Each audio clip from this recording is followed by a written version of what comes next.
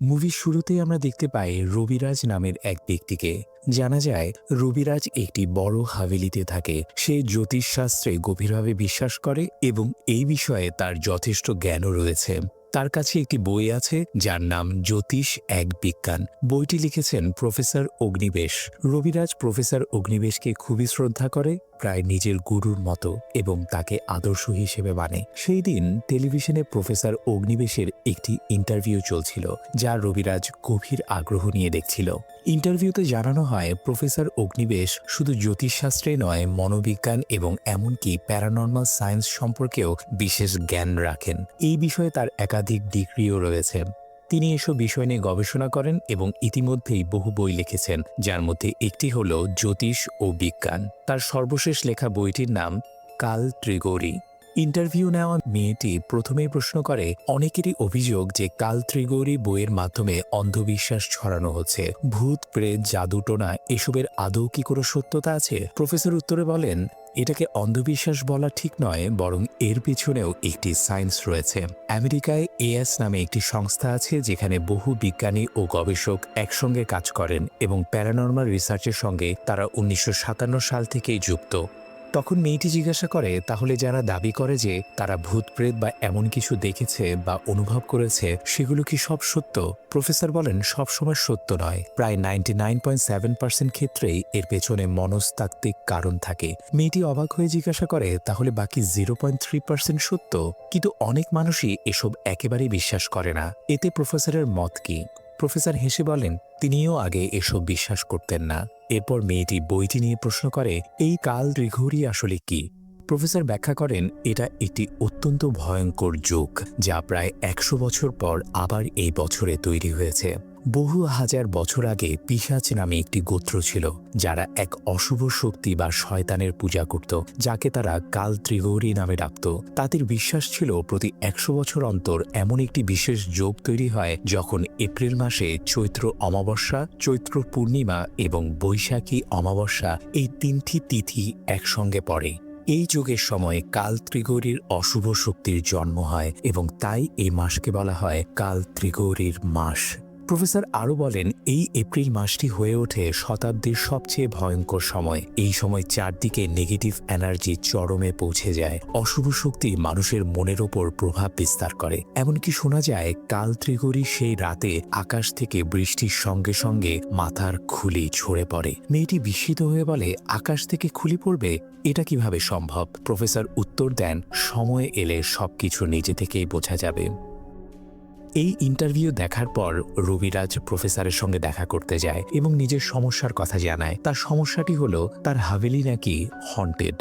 সে বলে, রাতে প্রায় ছাদের উপর কারো হাঁটার শব্দ শোনা যায়। হাভেলির ভেতরে বাথরুমের সঙ্গে যুক্ত একটি বেসমেন্ট আছে যেখানে কিছু অস্বাভাবিক ঘটনা ঘটে। বেসমেন্টের ভেতর সবসময় অন্ধকার থাকে। সেখানে একটি চেয়ার আছে যা নিজে থেকে নড়াচড়া করে, আর যদি বেসমেন্টের দরজাটা সামান্য নাড়ানো হয় তাহলে পুরো বাড়ির লাইট ফ্লিকার করতে শুরু করে। প্রফেসর প্রথমে বলেন, এটা হয়তো বিদ্যুতের কোনো সমস্যা হতে পারে। তিনি জানতে চান ইলেকট্রিশিয়ান ডাকা হয়েছিল কিনা। রবিরাজ জানায় সে ইলেকট্রিশিয়ানকে ডেকেছিল, কিন্তু ইলেকট্রিশিয়ান এসে সব পরীক্ষা করে বলে পুরো ওয়্যারিং এ সমস্যা আছে, তাই সব তার বদলাতে হবে। সে নতুন তার নিয়ে আসবে বলে চলে যায়, কিন্তু পরে আর ফিরে আসে না। পরে ফোন করে জানা যায় হঠাৎ তার মা রক্তবমি করে মারা গেছেন। তখন রবিরাজের মনে হয় এটা নিশ্চয়ই সেই আত্মার কাজ, যারা চায় না যে বাড়ির লাইট ঠিক হোক। বলছিলাম, সম্প্রতি মুক্তি পাওয়া বলিউড হরর থ্রিলার মুভির কাহিনী, যার নাম হলো কাল ত্রিগৌরী। এর আইএমডিবি রেটিং 7.2 আউট অফ 10। তাই বুঝতেই পারছেন মুভিটি দুর্দান্ত হয়েছে। তাই গল্প শুরু করার আগে আপনাদের কাছে একটি রিকোয়েস্ট, প্লিজ ভিডিওটি লাইক করুন, শেয়ার করুন এবং আমাদের চ্যানেলটি সাবস্ক্রাইব করে আমাদের সাথেই থাকুন। তো চলুন ডুব দেই আজকের রহস্যের গভীরে। এরপর প্রফেসর রবিরাজের সঙ্গে তার বাড়িতে যান এবং বেসমেন্টটি দেখেন। সেখানে ঢুকেই প্রফেসর বলেন, জায়গাটায় ভীষণ নেগেটিভ ভাইব্রেশন অনুভূত হচ্ছে। তখন রবিরাজ সেই চেয়ারটি দেখে বলে, এই চেয়ারটাই নিজে থেকে নড়ে। প্রফেসর টর্চের আলো ফেলে দেখতে গেলে টর্চটিও ফ্লিকার করতে করতে নষ্ট হয়ে যায়। এতে রবিরাজ আরও ভয় পেয়ে যায়। প্রফেসর বলেন, এখানে যা কিছু আছে মনে হচ্ছে তার অন্ধকার খুব পছন্দ। প্রস্তুতি ছাড়া এখানে আসা বিপজ্জনক, তাই তিনি সম্পূর্ণ প্রস্তুতি নিয়ে আবার আসবেন। এর এরপর প্রফেসর সেখান থেকে চলে যান এবং কিছুদিন পর সম্পূর্ণ প্রস্তুতি নিয়ে আবার ফিরে এসে সেখানে নিজের রিচুয়াল শুরু করেন। সবার আগে প্রফেসর পুরো হাভেলির সব লাইট বন্ধ করিয়ে দেন, কারণ এই এন্টিটি অন্ধকার খুব পছন্দ করে। তারপর বেসমেন্টের দরজা থেকে শুরু করে মোমবাতি জ্বালিয়ে একটি সরু পথ তৈরি করা হয়, আর শেষ পথের শেষ প্রান্তে তারা বসে থাকে। সব প্রস্তুতি শেষ হওয়ার পর প্রফেসর নিজের ব্যাগ থেকে একটি পুতুল বের করেন। এরপর তিনি বলেন, এখন আমি সেই আত্মাটিকে এখানে ডাকব। আত্মাটি বেসমেন্ট থেকে বেরিয়ে এই পথ ধরে এসে পুতুলটির ভেতরে প্রবেশ করবে। তারপর আমি পুতুলটির মাথায় আগুন লাগিয়ে সেই আত্মাকে নরকের আগুনে নিক্ষেপ করব। এতে তোমার সব সমস্যার সমাধান হয়ে যাবে। এরপর প্রফেসর কিছু মন্ত্র উচ্চারণ করে আত্মাকে আহ্বান করেন, কিন্তু তখন দেখা যায় বেসমেন্টের দিক থেকে নয়, বরং বাড়ির অন্য দিক থেকে কেউ এগিয়ে আসছে এবং ধীরে ধীরে তাদের দিকেই আসছে। হঠাৎ করেই জোরে শব্দ করে দরজা খুলে যায়। এতে দুজনেই ভয় পেয়ে যায়। সামনে তাকিয়ে তারা দেখে এক মহিলা দাঁড়িয়ে আছে, কিন্তু সে কোনো ভূত নয়, সে আসলে রবিরাজের স্ত্রী। তার নাম মাধুরী। আর সে এসব কিছুতেই বিশ্বাস করে না। তাই সে ভীষণ রেগে যায় এবং জিজ্ঞাসা করে, এসব কি চলছে আর হাভেলির সব লাইট কেন বন্ধ? এই বলে সে লাইট অন করে দেয়। এতে রবিরাজ রেগে যায় এবং বলে, মাধুরী, তুমি লাইট কেন অন করলে? বন্ধ করো। প্রফেসরও বলেন, লাইট অন করা উচিত হয়নি। মাধুরী তখন বলে, ও আপনি তো প্রফেসর অগ্নিবেশ, কাল ত্রিগরি বইয়ের লেখক। দেখুন, আমার স্বামী হয়তো আপনার এসব আজগুবি কথা বিশ্বাস করে, আমি করি না। এই বলে তার নজর পড়ে সেই পুতুলের দিকে। সে বলে, এটা আবার কি রকম পুতুল, দেখি তো। এবং প্রফেসরের বারণ করা সত্ত্বেও সে পুতুলটি ছুঁয়ে ফেলে। সঙ্গে সঙ্গে প্রফেসর চিৎকার করে উঠেন যে, এই কি সর্বনাশ করে ফেলেছ, আমি আগেই বারণ করেছিলাম, দেখো এখন বড় অঘটন ঘটবে। এরপর তিনি দ্রুত পুতুলটি ব্যাগে ভরে ফেলেন। রবিরাজ তখন মাধুরীর উপর ভীষণ রেগে যায় এবং বলে, কেন তুমি পুতুলটা ছুলে? তুমি কি পাগল হয়ে গেছো? মাধুরী পাল্টা বলে, পাগল তো তুমি হয়েছ। এই জাদু টোনা কুণ্ডলি জ্যোতিষ এসব কি? রবিরাজ বলে, তুমি কেন বোঝো না এই বাড়িতে কোনো খারাপ আত্মা আছে? না হলে আমাদের মধ্যে এত ঝগড়া বাড়ছে কেন? ওই আত্মাটাই আমাদের ঝগড়া লাগাচ্ছে। না হলে চেয়ারটা নিজে নিজে নড়ে কেন? আর সেই ইলেকট্রিশিয়ানের মা হঠাৎ করে মারা গেল কিভাবে? কিন্তু মাধুরীর কাছে সব প্রশ্নেরই উত্তর ছিল। সে বলে, চেয়ারটা নিজে নিজে নড়ে না, ইঁদুরে নড়ায়। ইঁদুর ভূত নয়। আর ওই ইলেকট্রিশিয়ানের মা টিবি রোগে ভুগছিল, সেই কারণেই তার মৃত্যু হয়েছে। আর আমাদের মধ্যে যে ঝগড়া বাড়ছে তার একমাত্র কারণ তোমার এই অন্ধবিশ্বাস। রবিরাজ তখন বলে, আচ্ছা ধরলাম সবই অন্ধবিশ্বাস, তাহলে ছাদের উপর যে হাঁটার শব্দ শোনা যায় সেটা কি? মাধুরী বলে, সেই শব্দ শুধু তুমিই শুনতে পাও, আমি কেন শুনতে পাই না? রবিরাজ বলে, তাহলে কি আমি পাগল? শুধু আমিই সব অনুভব করি? তাহলে বলো তো, এই বাড়িতে কোনো কাজের লোক কেন টেকে না? সবাই ভয়ে পালিয়ে যায় কেন? মাধুরী তখন বলে, তোমার কারণেই। তুমি নিজেও ভয় পাও আর অন্যদেরকেও ভয় দেখাও। প্রফেসর তখন বলেন, থাক, ও বিশ্বাস করবে না। কিন্তু মাধুরী বলে, হ্যাঁ, আমি মানব না। এই বলে সে প্রফেসরের ব্যাগ তুলে তাকে বাড়ি থেকে বের করে দিতে যায়। তখন রবিরাজ এসে তাকে আটকায় আর ধস্তাধস্তির মধ্যে ব্যাগটি নিচে পড়ে যায়। প্রফেসর ব্যাগ তুলে নিয়ে বলেন, দয়া করে আপনারা আমার জন্য ঝগড়া করবেন না। মিসেস মাধুরী, আপনি যদি চান আমি চলে যাই তাহলে আমি চলে যাচ্ছি। এই কথা বলে প্রফেসর সেখান থেকে চলে যান। কিন্তু পরে গভীর রাতে প্রফেসর রবিরাজকে ফোন করে নিজের বাড়িতে ডাকেন। রবিরাজ জিজ্ঞাসা করে, এত রাতে কেন ডাকলেন? প্রফেসর বলেন, তোমার স্ত্রীর রিচুয়ালে বাধা দেওয়া উচিত হয়নি। দেখো, তোমাদের সামনে আমি সেই পুতুলটা এই ব্যাগে রেখেছিলাম, কিন্তু এখন সেটা এখানে নেই। পুতুলটি পালিয়ে গেছে। আর কাল 1 এপ্রিল চৈত্র অমাবস্যা, কাল ত্রিগৌরীর প্রথম অশুভ রাত। এই রাতে নেগেটিভ এনার্জি আরও শক্তিশালী হয়ে ওঠে। তোমার স্ত্রী পুতুলটা ছুঁয়ে নিজের মৃত্যুকে ডেকে এনেছে। এখন রাত 12টা বাজতে আর মাত্র 5 মিনিট বাকি। অশুভ রাত শুরু হতে চলেছে। অন্যদিকে মাধুরী বাড়িতে একেবারে একা থাকে এবং তার মনে হতে থাকে সে ছাড়া বাড়িতে আর কেউ আছে। হঠাৎ সামনের দরজার আড়াল দিয়ে কেউ যেন হেঁটে যায়। এতে সে ভয় পেয়ে যায়। সে দেখতে এগোতেই হঠাৎ একটি কালো বিড়াল সামনে এসে পড়ে। ভয়ে সে পিছনে পড়ে যায়। এরপর সে একটি লম্বা ছায়া দেখতে পায় এবং আরও আতঙ্কিত হয়ে ওঠে। ঠিক তখনই সামনে হাজির হয় রবিরাজ সেই কালো বিড়ালটিকে নিয়ে। সে বলে, বু, ভয় পেয়ে গেছো? সারপ্রাইজ বেবি, একটু হাসো। আমার সারপ্রাইজ তো তোমার পছন্দ, তাই না? মাধুরী রেগে গিয়ে বলে, না, তোমার এই নোংরা আর বাজে সারপ্রাইজ আমার একদমই পছন্দ নয়। রবিরাজ তখন বলে, দেখলে তো, হাভেলিতে কিছু একটা আছে যা তোমাকে বদলে দিচ্ছে। না হলে তোমার মুড যতই খারাপ থাকুক, আমার ছোটখাটো সারপ্রাইজে ঠিক হয়ে যেত। কিন্তু এখন দেখো। যাই হোক, এটা শুধু সারপ্রাইজ নয়, আমি প্রফেসরের কাছে গিয়েছিলাম আর তিনি বলেছেন তোমার প্রাণ বিপদের মধ্যে আছে, সেই কারণেই তিনি এই কালো বিড়ালটি দিয়েছেন যা তোমাকে রক্ষা করবে। তবে দুটো বিষয় খুবই গুরুত্বপূর্ণ। বিড়ালটি কোনোভাবে বাড়ির বাইরে যেতে পারবে না এবং তার গলার তাবিজ খোলা যাবে না, কারণ কালো বিড়াল কাল ত্রিগরীর প্রিয় খাদ্য। যদি বিড়ালের তাবিজ খুলে যায় তবে কাল ত্রিগরী তাকে খেয়ে ফেলবে, আর কালো বিড়াল খেয়ে ফেললে তার শক্তি আরও বেড়ে যায়। এরপর রবিরাজ মাধুরীকে বোঝায় যে এই কালো বিড়ালই তাকে রক্ষা করবে, কিন্তু মাধুরী তৎক্ষণাৎ বলে ওঠে, এই বিড়াল আমাকে রক্ষা করবে? তুমি একেবারেই পাগল হয়ে গেছো। রবিরাজ বলে, এই বাড়িতে কিন্তু একটা খারাপ আত্মা আছে, সেটা তুমি মানতে চাও না কেন? একদিন যখন আমি মরে গিয়ে ভূত হয়ে তোমার সামনে আসব তখনই বুঝবে। আর ঠিক তার পরের দিনই দেখা যায় রবিরাজ গলায় ফাঁস লাগিয়ে আত্মহত্যা করেছে। মাধুরী বসে বসে কান্না করছিল। এক পুলিশ অফিসার রবিরাজের লেখা শেষ নোট পড়ে শোনায়, যেখানে লেখা ছিল, এই ঝগড়া থেকে আমি ক্লান্ত, বিদায়। অফিসার বলে, শুধু দাম্পত্য কলহের জন্য এমন সিদ্ধান্ত নেওয়া হয়েছে, এটা সে মানতে পারছে না। নিশ্চয়ই এর পেছনে অন্য কিছু আছে। সে সন্দেহের চোখে মাধুরীর দিকে তাকায় এবং বলে, এত বড় হাভেলি অথচ একজন কাজের লোকও নেই কেন? মাধুরী জানায়, এখানে কোনো কাজের লোক টেকে না। অফিসার তখন বলে, টেকে না নাকি তুমি টিকতে দাও না, যাতে ভবিষ্যতে কোনো সাক্ষী হতে না পারে। ঠিক তখনই গল্পে একটি নতুন চরিত্রের প্রবেশ হয়, যে মাধুরীর পক্ষ নেয়। সে বলে, বিষয়টা এমন নয়, রবিরাজ নিজেই অনেক বন্ধুকে কাজের লোক খুঁজে দিতে বলেছিল, আমাকেও বলেছিল। অফিসার তখন তার পরিচয় জানতে চাইলে সে বলে, সে ডাক্তার মনোজ, রবিরাজের বন্ধু এবং তাদের পারিবারিক ডাক্তার। মনোজ জানায়, এই লোকটির কোনো দোষ নেই। নোট থেকেই পরিষ্কার সে মানসিকভাবে অস্থির ছিল, তাই এমন সিদ্ধান্ত নিয়েছে। অকারণে বিষয়টাকে বড় করে তোলা হচ্ছে। অফিসার বলে, এখন তো বিষয়টা বড় হবেই, আর সত্যিকারের কেসও তৈরি হবে। ঠিক সেই মুহূর্তেই সবাই হঠাৎ চমকে যায়, কারণ তারা দেখে রবিরাজ সামনে দাঁড়িয়ে আছে। সে সিগারেটের ধোঁয়ায় কাশছিল, সে জীবিত। পরক্ষণেই সে হেসে ওঠে এবং নিচে নেমে বলে, সারপ্রাইজ! তার এই কাণ্ডে অফিসার, মাধুরী আর মনোজ তিনজনই হতবাক হয়ে যায়। তবে রবিরাজের কাছে এটা নতুন কিছু নয়। এভাবে লোকজনকে চমকে দিতে তার খুবই ভালো লাগতো। আর আজ যেহেতু 1 এপ্রিল, তাই সে সবাইকে এপ্রিল ফুল বানাচ্ছিল। এরপর সে মাধুরীর দিকে তাকিয়ে বলে, গতকাল তুমি খুব রেগেছিলে না? তোমার রাগ ঠান্ডা করার জন্য আমার কাছে একটাই উপায় ছিল, সারপ্রাইজ। কিন্তু এমন সারপ্রাইজ কার ভালো লাগে? মাধুরীর তো একদমই ভালো লাগে না। পুলিশ অফিসার রেগে গিয়ে বলে, পুলিশকে কি ভেবেছিস? তোর এই ঠাট্টা তামাশার জন্য আমাদের সময় নষ্ট হবে? তোকে আমি শিক্ষা দিব। এই বলে সে কনস্টেবলদেরকে গ্রেফতার করতে বলে। তখন রবিরাজ তাড়াতাড়ি বলে, স্যার 1 মিনিট দাঁড়ান, একটু সাইডে আসুন, আপনার সঙ্গে কথা আছে।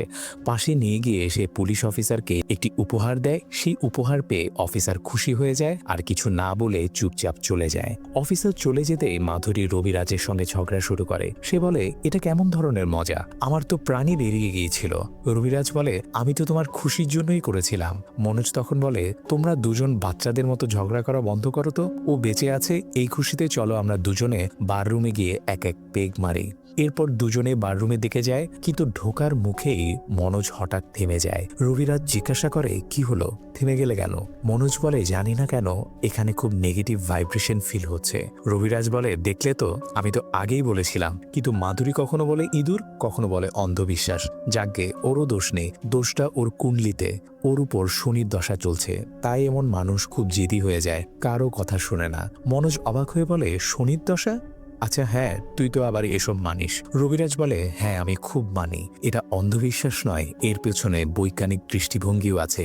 এই বলে সে জ্যোতিষ এক বিজ্ঞান বইটি দেখায় এবং তার ভেতর থেকে 3টি কুণ্ডলি বের করে, একটি নিজের, একটি মাধুরীর এবং আরেকটা মনোজের। মনোজ অবাক হয়ে বলে, তোর কাছে আমার কুণ্ডলিও আছে? রবিরাজ হেসে বলে, আমি সবার কুণ্ডলি রেখে দিই। এদিকে মাধুরী নাশতা নিয়ে এসে ওখানেই বসে পড়ে এবং বইটি খুলে দেখতে থাকে। তখন রবিরাজ মনোজকে বলে, জানিস ভাই, কুণ্ডলিতে সব প্রশ্নের উত্তর থাকে। এরপর সে মনোজকে প্রশ্ন করে, বলতো, তুই তো মাধুরীকে অনেক আগে থেকেই চিনতি, পছন্দও করতি, তাহলে ওর সঙ্গে তোর বিয়ে হলো না কেন? আদিত্যের সঙ্গে হয়ে গেল কেন? বন্ধুরা, আদিত্য ছিল মাধুরীর প্রথম স্বামী, যে একটি দুর্ঘটনায় মারা গিয়েছিল। রবিরাজ বলে, তখন তোর সামনে সুযোগ এসেছিল, কিন্তু শেষে আমার পাল্লায় পড়ে গেল আর তুই পিছিয়ে পড়লি। এর কারণ হিসেবে সে বলে, মনোজের গ্রহদশা এমন ছিল যে 45 বছর বয়স পর্যন্ত তার মঙ্গল দুর্বল ছিল। সেই জন্যই সে লাজুক ছিল এবং মাধুরীর কাছে নিজের মনের কথা বলতে পারেনি। রবিরাজ হেসে বলে, ভালোই হয়েছে তুই বলতে পারিসনি, না হলে আমি আজ ঝুলে থাকতাম।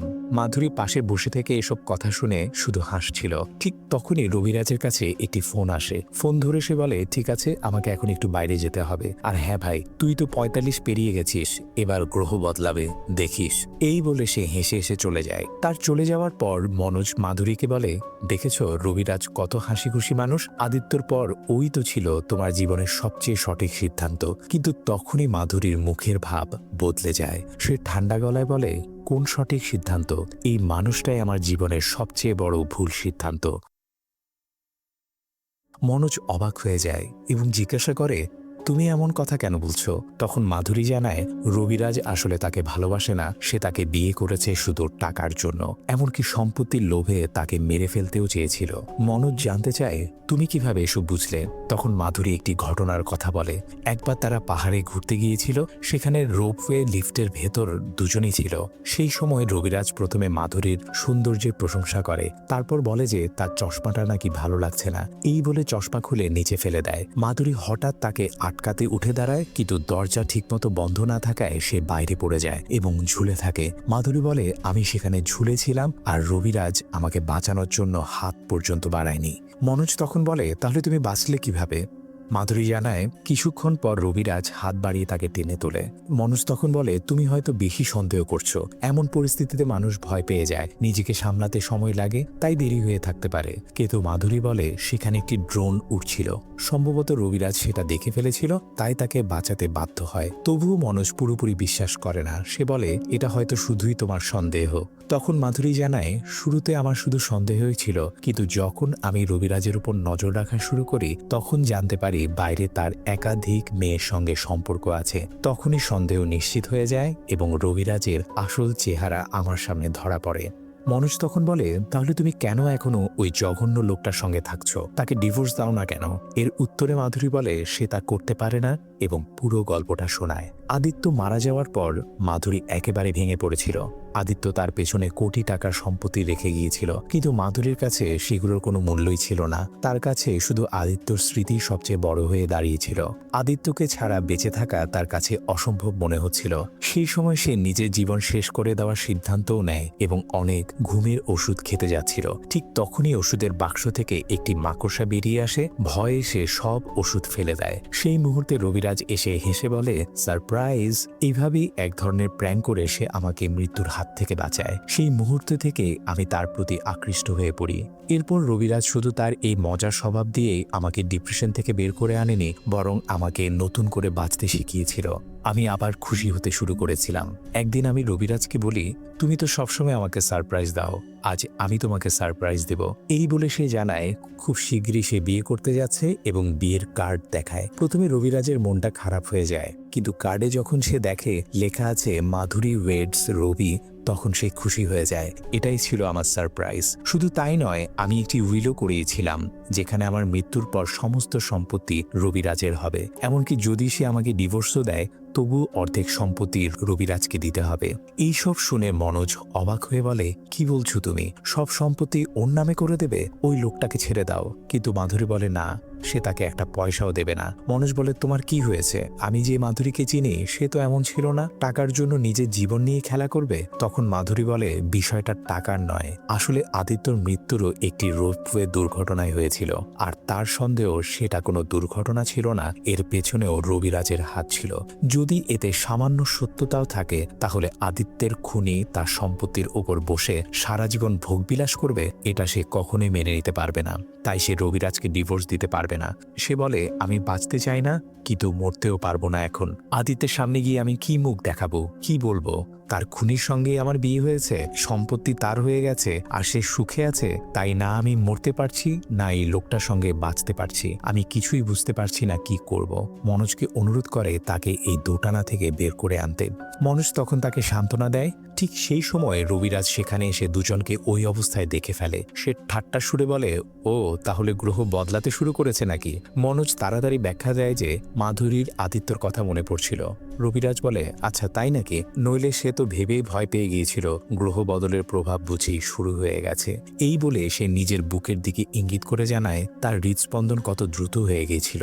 সে বলে কুণ্ডলী অনুযায়ী তার মৃত্যু নাকি হার্ট অ্যাটাকেই হবে। মনোজ বলে এসব তোমার ভ্রান্ত ধারণা, চলো হাসপাতালে গিয়ে ইসিজি করাই, সব ভুল ধারণা কেটে যাবে। তবে সে বলে তার বেশি চিন্তা হচ্ছে মাধুরীকে নিয়ে, কারণ আজকাল সে খুব বেশি মানসিক চাপ নিচ্ছে যা মাধুরীর হৃদয়ের উপরও প্রভাব ফেলতে পারে, তাই তারও ইসিজি করানো দরকার।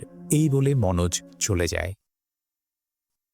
কিন্তু রবিরাজের দৃঢ় বিশ্বাস ছিল তার ইসিজির রিপোর্ট পজিটিভই আসবে। সে জানায় সে একটু আগেই প্রফেসরের সঙ্গে দেখা করে এসেছে, ফোনটা আসলে প্রফেসরেরই ছিল। প্রফেসর তাকে জানিয়েছেন তার জীবনও বিপদের মধ্যে রয়েছে। আসলে রবিরাজ যখন প্রফেসরের কাছে গিয়েছিল তখন প্রফেসর বলেছিলেন আজকের দিনটি তার জন্য খুবই ভয়ঙ্কর। তার কুণ্ডলী ইঙ্গিত দিচ্ছে আজ তার মনে ভয়ঙ্কর সব চিন্তা আসবে যা তাকে নিজের জীবন শেষ করতে বাধ্য করবে। এই কথা শুনেই রবিরাজ হেসে ওঠে এবং বলে এই কারণেই তো আমি আপনার ভক্ত, আপনার বিশ্লেষণ বেশ সঠিক।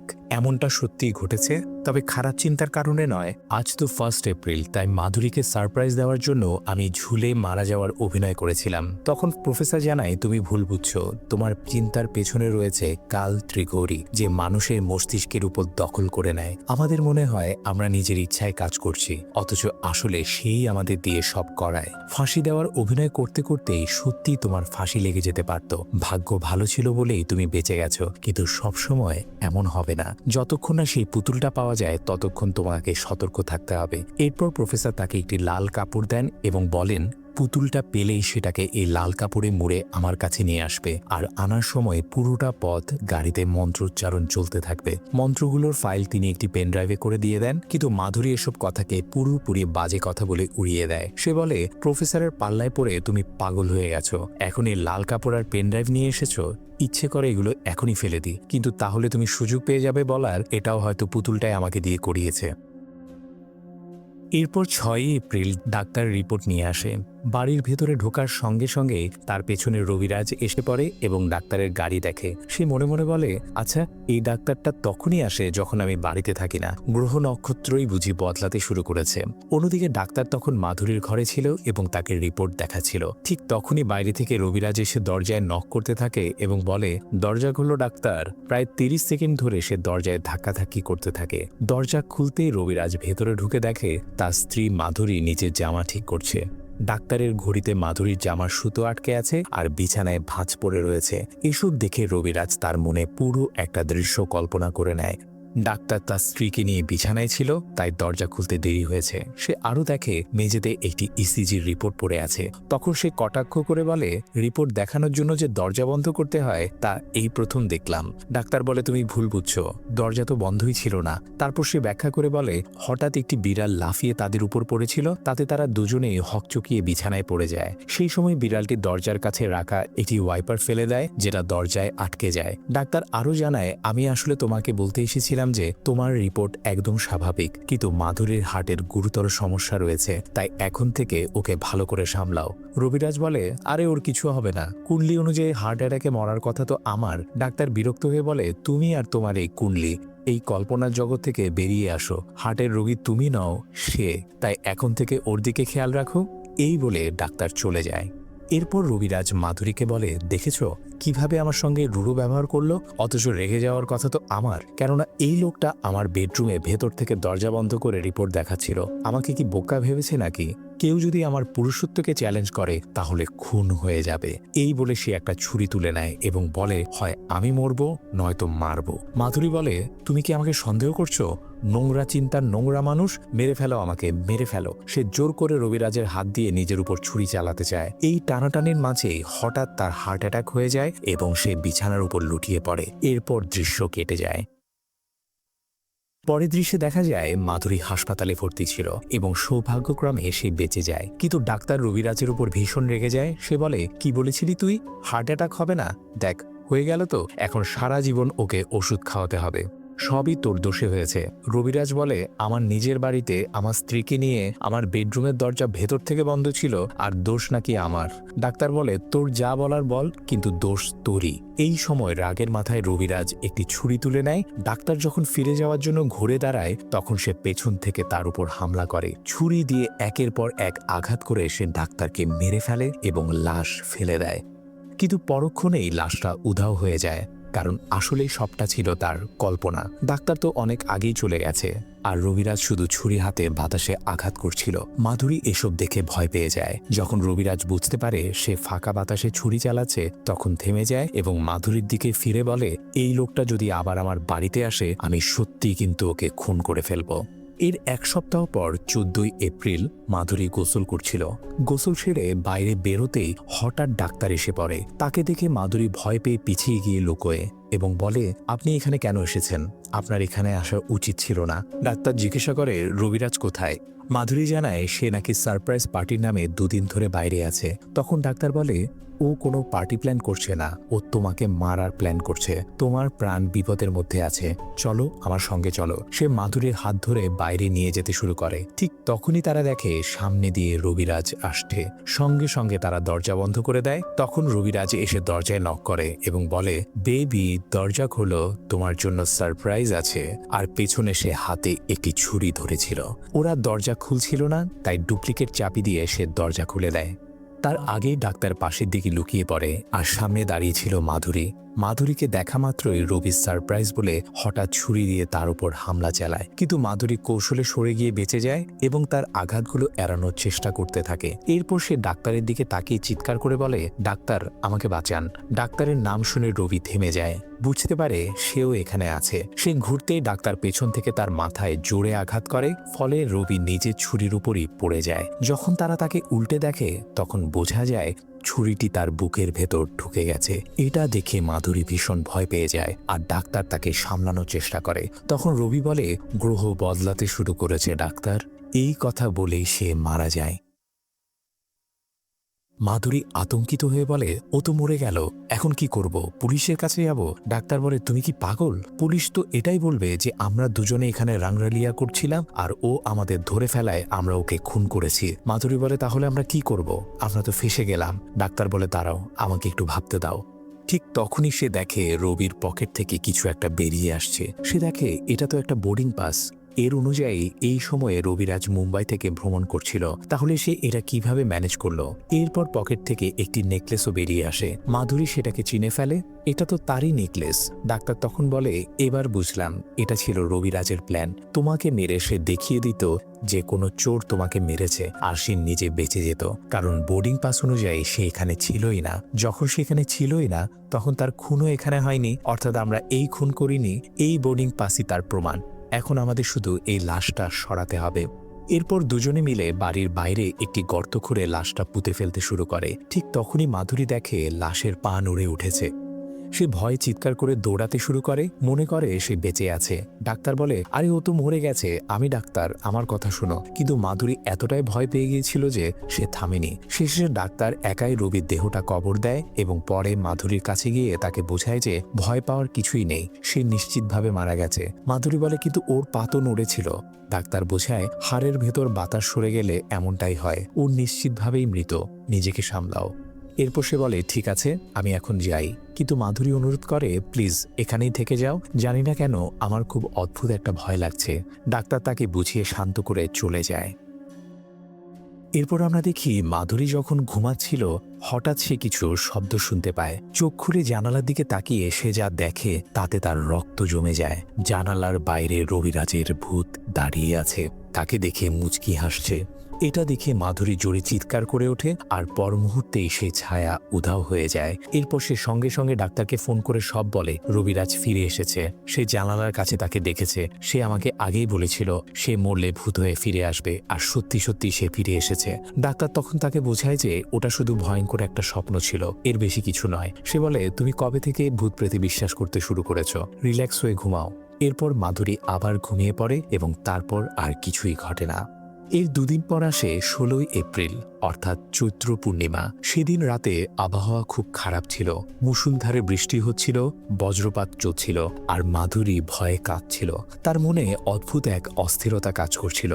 ঠিক তখনই বাইরে রবিরাজ হঠাৎ জীবিত হয়ে ওঠে, একদম ভ্যাম্পায়ারের মতো। সে নিজের কবর থেকে বেরিয়ে আসে এবং জম্বির মতো হাঁটতে হাঁটতে হাভেলির ভেতরে ঢুকে পড়ে। ভেতরে মাধুরী পায়ের শব্দ শুনে জিজ্ঞাসা করে, কে ওখানে? সামনে তাকাতেই সে দেখে তার মৃত স্বামী দাঁড়িয়ে আছে। এই দৃশ্য দেখে সে এতটাই ভয় পেয়ে যায় যে সঙ্গে সঙ্গে তার হার্ট অ্যাটাক হয়ে যায়। সে মেঝেতে পড়ে যায়, দ্রুত ওষুধ বের করে খায়, কিন্তু আর বাঁচতে পারে না। সেখানেই তার মৃত্যু হয়। ঠিক তখনই ডাক্তার হাসতে হাসতে সামনে আসে, আর রবিরাজ, যে ভূত বলে মনে হচ্ছিল, সেও হাসতে থাকে। তখনই প্রকাশ পায় আসল সত্য। আসলে রবিরাজ মরেইনি, সবটাই ছিল অভিনয়, আর ডাক্তার ছিল তার সহযোগী। ডাক্তার হাসতে হাসতে রবির প্রশংসা করে বলে, দারুণ অভিনয় করেছিস। এমন অভিনয় যে কারো হার্ট অ্যাটাক হয়ে যেত, আর ও তো আগেই হার্টের রোগী ছিল। বেচারি এতদিন ধরে আমার দেওয়া নকল ওষুধকে আসল ভেবে খাচ্ছিল। রবিরাজও ডাক্তারের প্রশংসা করে, কারণ পুরো প্ল্যানটাই ছিল তার।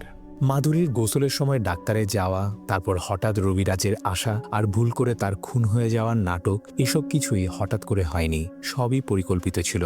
ছুরি আর রক্ত দুটাই ছিল নকল, শুধু যে আঘাতটা লেগেছিল সেটাই ছিল আসল। রবি মজা করে অভিযোগও করে যে ডাক্তার খুব জোরে আঘাত করেছিল। ডাক্তার বলে, কোটি টাকার ব্যাপার, এটুকু সহ্য করতে পারিস না? তারপর সে জিজ্ঞাসা করে, আর তুই পা নাড়াচ্ছিলি কেন? খুব কষ্টে সামনেছিলাম। রবি বলে, আরে পায়ে কিছু একটা বিঁধেছিল। সে আরো বলে, ভালোই হয়েছে যে ও ভয় পালিয়ে গিয়েছিল, না হলে আবার আমাকে পাইপ দিয়ে শ্বাস নিতে হতো। আসলে মাধুরী চলে যাওয়ার পরই রবি কবর থেকে বেরিয়ে এসেছিল। তারপর দুজন মিলে গর্তটা ভরাট করে দেয় এবং রাতে রবি জানালার কাছে এসে মাধুরীকে ভয় দেখায়। কথায় কথায় রবিরাজ এটাও জানায় যে আদিত্যকেও সেই মেরেছিল, সেই তাকে রোপওয়ে থেকে ফেলে দিয়েছিল, আর উপরে উপরে বলছিল যে মাধুরীর কুণ্ডলিতে লেখা ছিল তার স্বামী অকালে মারা যাবে। আমি তো শুধু একটা নিমিত্ত মাত্র ছিলাম। এই কথা বলে সে জোরে জোরে হাসতে লাগলো। ডাক্তারও তার সঙ্গে হাসছিল। কিন্তু প্রশ্ন হলো, এই দুজনের দেখা হলো কবে? আসলে যেদিন রবি মনোজকে শেষবারের মতো সতর্ক করেছিল যে আবার বাড়িতে দেখলে মেরে ফেলবে, সেদিনই ডাক্তার তাকে বাইরে দেখা করতে ডাকে এবং প্রপার্টির লোভ দেখিয়ে তার সঙ্গে সেটিং করে নেয়। সে পুরো প্ল্যানটা তাকে বোঝায় এবং রবির সঙ্গে মিলে সেটাকে বাস্তবায়নও করে। এইবার সে প্ল্যানের দ্বিতীয় অংশ কার্যকর করতে শুরু করে। ডাক্তার রবিকে বলে, 200 কোটি টাকার ব্যাপার ভাই, কোনো সন্দেহ হওয়া চলবে না। সবকিছু যেন ন্যাচারাল লাগে, তাই তোকে একটা ইঞ্জেকশন দিচ্ছি। এতে তোর শখের মতো ফিল হবে। আর শেষ কথা হলো, তোর বউ তো মরেই গেছে। ওষুধের প্রভাবে তোর হ্যালুসিনেশনও হতে পারে। এমনও হতে পারে যে 2-3 দিন হাসপাতালে থাকতে হবে। ঠিক আছে, আমি এখন যাই, এরপর তুই কোনো অফিসিয়াল ডেকে নিবি। এই বলে সে চলে যায়। এরপর রবিরাজ আরেকজন ডাক্তারকে ফোন করে সব জানায় এবং ওষুধের প্রভাবে অজ্ঞান হয়ে যায়। 3 দিন পর মনোজ যখন হাসপাতালে রবিকে দেখতে যায়, তখন রবি ভীষণ ভীত ছিল। সে বলে, গত রাতে আমি মাধুরীকে নার্সের পোশাকে দেখেছি। ডাক্তার সঙ্গে সঙ্গে বলে, এটা আমি যে ইঞ্জেকশনটা দিয়েছি তারই প্রভাব। ঠিক তখনই ইন্সপেক্টর এসে যায়। তার রবির জবানবন্দি নেওয়ার কথা ছিল, কিন্তু ডাক্তার অনুমতি দেয় না। সে বলে, রবি এখনো জবানবন্দি দেওয়ার অবস্থায় নেই, পুরোপুরি সুস্থ হলে আপনাকে জানাবো। পরে ডিসচার্জ হওয়ার পর রবি ডাক্তারের সঙ্গে বাড়ি ফিরে যায়, কিন্তু সেখানেও সে হঠাৎ কালো একটা ছায়া দেখতে পায়। ভয়ে চিৎকার করে ডাক্তারের কাছে বলে যে সেখানে কেউ ছিল। ডাক্তার টর্চ দিয়ে দেখে, কিন্তু কিছুই পায় না, আর এটাকেও ওষুধের পার্শ্ব প্রতিক্রিয়া বলে চালিয়ে দেয়। এরপর দেখা যায় দুজন বাররুমে বসে ড্রিঙ্কস করছে। এই সময় রবিরাজ বলে, ডাক্তার, তোর ওষুধের কথা ঠিক আছে, কিন্তু ভাই, আত্মাও তো হয়। তার উপর এই মাসটা তো কাল ত্রিগৌরীর মাস। হঠাৎ তার মনে পড়ে যায় যে কালো বিড়ালটা কোথাও নেই। সে আতঙ্কিত হয়ে বলে, বিড়ালটা কোথায় গেল? যদি বাইরে চলে যায় তবে ওটা ওকে খেয়ে ফেলবে। ডাক্তার অবাক হয়ে জিজ্ঞাসা করে, কে খেয়ে ফেলবে? রবি বলে, ত্রিগৌরী। কালো বিড়ালই তার প্রিয় খাবার, ওটা খেলে তার শক্তি বেড়ে যায়। ভাই, বিড়ালটা খুঁজে পাওয়া খুবই জরুরি, না হলে আমরা বড় বিপদে পড়ব। এরপর দুজন মিলে পুরো হাভেলি তন্ন তন্ন করে খোঁজে, কিন্তু বিড়ালটা কোথাও পাওয়া যায় না। রবি আতঙ্কে বলে, ভাই শেষ, মনে হয় ত্রিগৌরী বিড়ালটাকে খেয়ে ফেলেছে, এবার আমাদেরকেও মেরে ফেলবে। ডাক্তার বলে, আরে এত ভয় পাস না তো, এখনো একটা জায়গা বাকি আছে, বেসমেন্ট।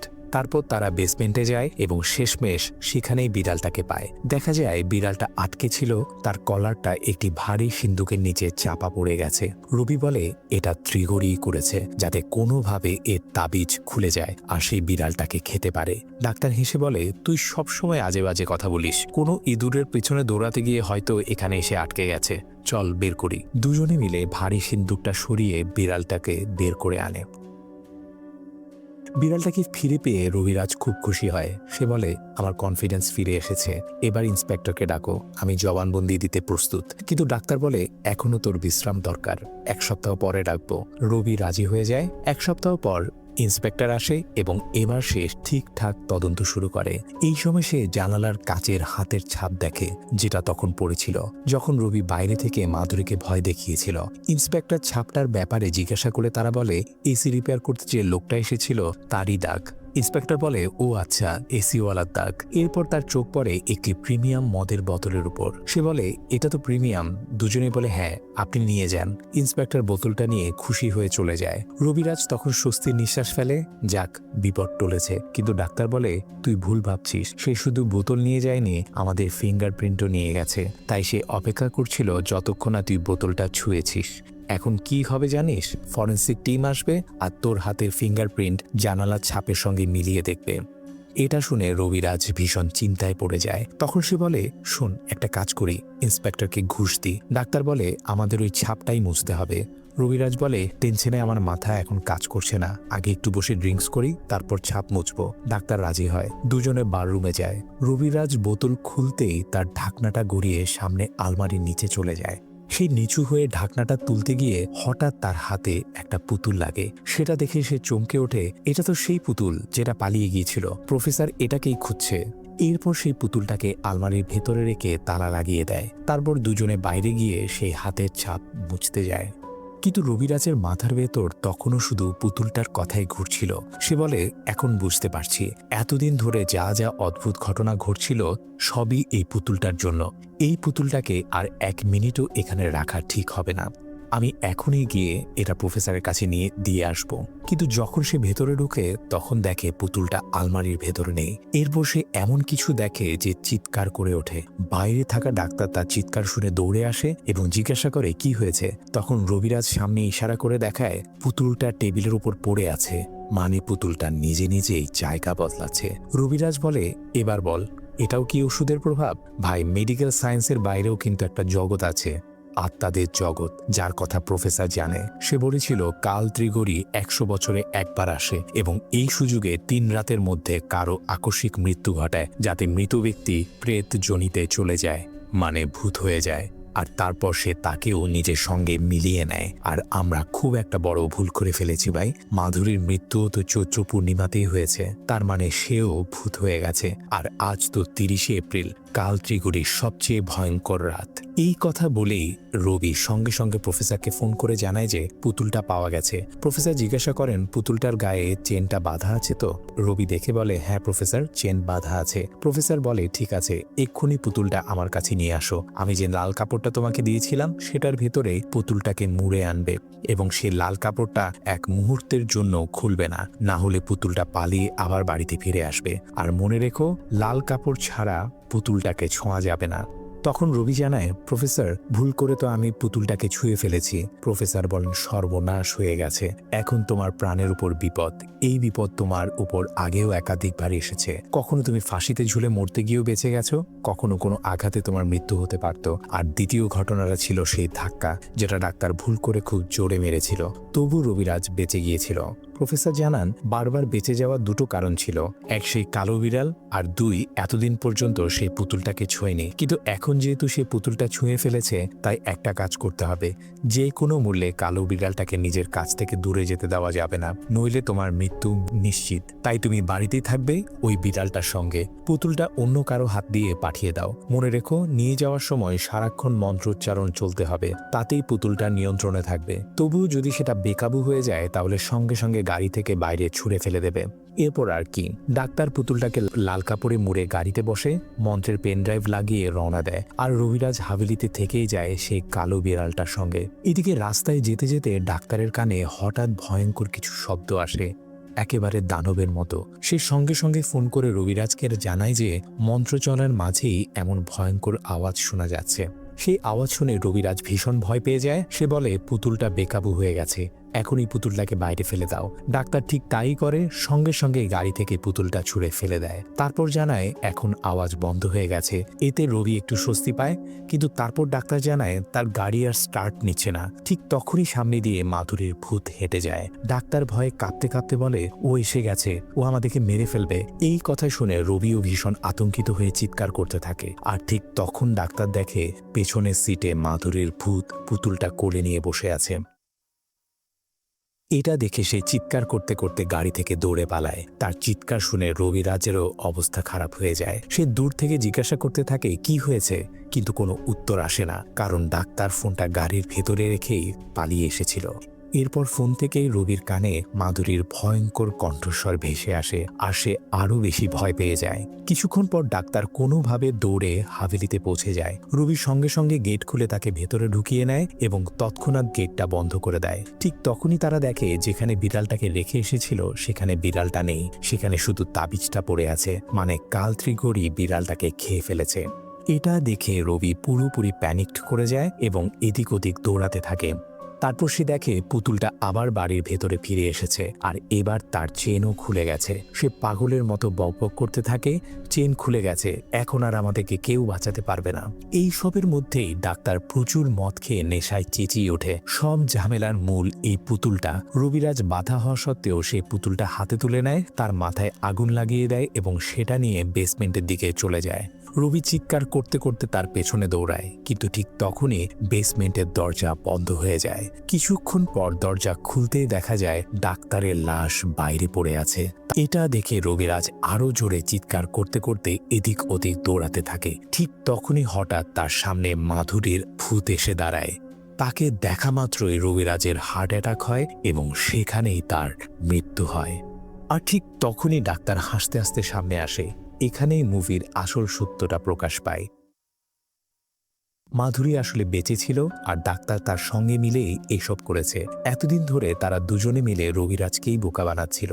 হার্টের রোগী মাধুরী নয়, আসলে রবিরাজ ছিল। সত্যি বলতে ডাক্তারি রিপোর্ট বদলে দিয়েছিল। রবিরাজ ভেবেছিল সে ডাক্তারের সঙ্গে হাত মিলিয়ে মাধুরীকে হার্ট অ্যাটাক দিয়ে মেরে ফেলবে। আসল সত্যটা ছিল এই যে এই দুজন মিলে আগেই রবির জন্য পুরো ফাঁদ পেতে রেখেছিল। যেদিন মাধুরী কাঁদতে কাঁদতে ডাক্তারের কাছে সাহায্য চাইতে গিয়েছিল, ঠিক সেদিনই ডাক্তারের মাথায় পুরো প্ল্যানটা তৈরি হয়ে যায়। এরপর সেই ভুয়া রিপোর্ট বানিয়ে আনে এবং মাধুরীকে পুরো পরিকল্পনাটা খুলে বলে। এই দুজন এতটাই চালাক ছিল যে পরিস্থিতি অনুযায়ী অভিনয় করছিল। মাধুরী জানতো রবি মরার অভিনয় করছে, তবু সে যখন ভুল করে পা নাড়িয়ে ফেলেছিল তখন এমনভাবে দেখানো হয় যেন সে ভয় পেয়ে পালিয়ে গেছে। পুরো সময়টাই ডাক্তার দেখাতে থাকে যে সে রবির পক্ষে আছে, অথচ আসলে সে মাধুরীর পক্ষেই ছিল। এমনকি ডাক্তার একটি প্ল্যান বিও ভেবে রেখেছিল। যদি রবির হার্ট অ্যাটাক না হয় তাহলে বলবে যে যেমন সে আমাদের সারপ্রাইজ দিত ঠিক তেমনই আমরা তাকে সারপ্রাইজ দিয়েছি। কিন্তু মাধুরীর সিদ্ধান্ত ছিল যেভাবেই হোক রবিকে সে মারবেই। বিশেষ করে যখন তার নিশ্চিত হয়ে যায় যে আদিত্যকে খুন করেছিল রবি। সেই রাতে সে যখন অভিনয় করে পড়েছিল আর রবি হাসতে হাসতে বলছিল কিভাবে সে আদিত্যকে মেরেছে, তখন মাধুরীর রক্ত টকবক করে ফুটছিল। তখনই ইচ্ছা হচ্ছিল উঠে গিয়ে তার গলা টিপে মেরে ফেলতে, কিন্তু সে কোনোভাবে নিজেকে কন্ট্রোল করে। আর হ্যাঁ, যে ইন্সপেক্টর ছিল তাকেও মাধুরী ঘুষ দিয়ে নিজের দলে টেনে নিয়েছিল, এই বলে যে তারা সবাই মিলে শুধু একটা প্র্যাঙ্ক করছে। আর সেই পুতুলটার কথা বলতে গেলে প্রফেসরের ব্যাগ থেকে সেটা নিজে থেকে উধাও হয়নি, আসলে ধস্তাধস্তির সময় ব্যাগটা পড়ে গিয়েছিল। তখনই পুতুলটা ব্যাগ থেকে বেরিয়ে আলমারির নিচে চলে যায়। পরে যখন পুতুলটা আবার পাওয়া যায় তখন আসলে মাধুরী তার জায়গা বদলাচ্ছিল। পুতুলের চেনটাও সেই খুলেছিল, এমনকি বিড়ালটা গায়েব করাও তারই কাজ ছিল। সেই বিড়ালটাকে বাইরে বেঁধে রেখেছিল, আর রবির মনে হয়েছিল কাল ত্রিগড়ি বিড়ালটাকে খেয়ে ফেলেছে এবং এবার তাকেও মারবে। এইভাবে তারা রবির ভয়কেই নিজেদের অস্ত্র হিসাবে ব্যবহার করেছিল। এরপর মনোজ মাধুরীকে বলে যে সে এবার চলে যাচ্ছে এবং পরে যেন সে কোনো অফিসিয়াল ডাক্তার ডেকে নেয়, এই বলে সে চলে যায়। কিন্তু পথে যেতে যেতে আবহাওয়া দেখে তার মনে অদ্ভুত কিছু ভাবনা আসে। সে আবার মাধুরীকে ফোন করে বলে তার ভেতরে একটা নেগেটিভ ফিলিং হচ্ছে। কোথাও কি তারা রবির মৃত্যুর জন্য ভুল দিন বেছে নেয়নি তো? মাধুরী জিজ্ঞাসা করে এমন কথা কেন বলছো? তখন মনোজ বলে, কারণ প্রফেসর ঠিকই বলেছিলেন, লাল কাপড় সরলেই পুতুল ঘরে ফিরে আসবে, আর এখন সেই পুতুল তোমার সামনে আছে। মাধুরী বলে, পুতুল তো সে নিজেই এনেছিল রবিকে ভয় দেখানোর জন্য। মনোজ বলে, হ্যাঁ সেটাই তুমি ভাবছো। প্রফেসরের কথা ভুলে গেছো? তিনি বলেছিলেন পুতুল মানুষকে দিয়ে নিজের কাজ করিয়ে নেয়। এটা নয় তো যে তার প্ল্যানই ছিল এটা? কারণ শেষ পর্যন্ত রবির বিশ্বাসগুলোই তো সত্য হলো। সে বলেছিল তার মৃত্যু হবে হার্ট অ্যাটাকে, আর সে হার্ট অ্যাটাকেই মারা গেছে। সে এটাও বলেছিল তোমার স্বামী অকাল মৃত্যুতে মারা যাবে, আর আদিত্যের মৃত্যু সত্যি অকালে হয়েছিল। আর এখন দেখো তোমার দ্বিতীয় স্বামীও অকাল মৃত্যুতে মারা পড়ে গেছে। আর আজ তারিখটা দেখো, আজই কালত্রিগুড়ির তৃতীয় আর সবচেয়ে ভয়ঙ্কর রাত। কিন্তু মাধুরী এসব কথায় কোনো গুরুত্ব দেয় না। সে বলে, কেন যে আমার পাল্লা সবসময় এমন কুসংস্কারাচ্ছন্ন মানুষের সঙ্গেই পড়ে আমি জানি না। এই বলে উপহাস করে ফোন কেটে দেয়। এরপর সে আদিত্য ছবি বের করে তার সঙ্গে কথা বলতে শুরু করে এবং বলে, আজ আমি তোমার মৃত্যুর বদলা নিয়ে নিলাম। তারপর পুতুলটা হাতে নিয়ে বলে, আমাদের এই বন্ধুটা খুব কাজে লেগেছে। ঠিক তখনই অন্যদিকে প্রফেসর দেখে যে বৃষ্টির সঙ্গে বড় বড় শিলাবৃষ্টি হচ্ছে, যেগুলো দেখতে একদম মাথার খুলির মতো। আর হাভেলির বাইরে যে বিড়ালটা ছিল সেটাও উধাও হয়ে যায়। এরপর হঠাৎ করে হাভেলির ভেতর অন্ধকার নেমে আসে এবং দরজায় কড়া নাড়ার শব্দ শোনা যায়। আর বন্ধুরা, এর সঙ্গেই সিনেমাটা শেষ হয়ে যায়। প্রফেসর ঠিকই ছিলেন। প্রফেসর রবির জীবনের ঝুঁকির কথা বলেছিলেন, কিন্তু যতক্ষণ তাবিজওয়ালা বিড়ালটা তার সঙ্গে ঘরে ছিল আর সেই পুতুলটা স্পর্শ করেনি, ততক্ষণ সে বেঁচে ছিল। তার মৃত্যু হয় ঠিক তখনই যখন সে পুতুল ছুঁয়েছিল আর বিড়ালটা বাড়ির বাইরে ছিল। এখন যেহেতু মাধুরী নিজেও বহুবার পুতুলটা ছুঁয়েছে, কিন্তু বিড়ালটা তখনও ঘরের ভেতর ছিল, তাই সেও এতদিন বেঁচে ছিল। কিন্তু পরে সে নিজে তাবিজ কেটে বিড়ালটাকে বাইরে ছেড়ে দেয় এবং পুতুলটাকে ঘরের ভেতরে নিয়ে আসে। অর্থাৎ এবার পরের টার্গেট সে নিজেই। আর পুতুলটা ডাক্তারও ছুঁয়েছিল, তাই তারও নাম্বার আসবে এরপর। সেই কারণে তার নেগেটিভ ফিলিংস হচ্ছিল। তো বন্ধুরা, এই ছিল সম্পূর্ণ মুভির এক্সপ্লেনেশন। আশা করি মুভির গল্পটি আপনাদের ভালো লেগেছে। যদি আমার এক্সপ্লেনেশন আপনাদের ভালো লেগে থাকে তাহলে প্লিজ ভিডিওটি লাইক এবং শেয়ার করে দিন এবং আমাদের চ্যানেলটি সাবস্ক্রাইব করে আমাদের সাথেই থাকুন, কারণ আমরাই একমাত্র এই ধরনের ইন্টারেস্টিং ভিডিও নিয়ে আসি। ধন্যবাদ।